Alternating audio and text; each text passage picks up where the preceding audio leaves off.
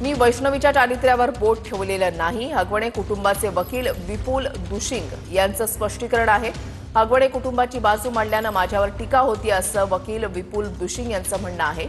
माणूस म्हणून वैष्णवीसाठी वाईट वाटतं, पण मी माझी ड्युटी करत आहे असं दुशिंग यांचं म्हणणं आहे।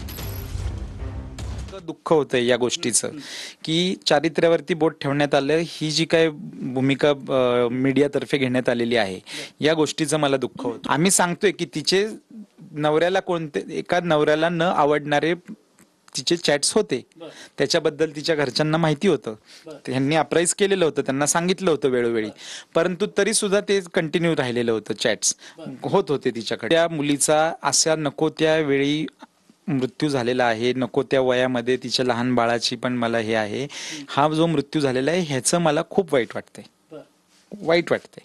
आता ते वाईट वाटणं मला माझी ड्युटी करण्यापासून प्रिव्हेंट नाही करू शकत। जोपर्यंत सर्वोच्च न्यायालयामध्ये त्याचा दोष सिद्ध होत नाही, सर्वोच्च न्यायालयापर्यंत अशा व्यक्तीला निर्दोष मानावं अशी भारतीय राज्यघटनेची तरतूद आहे।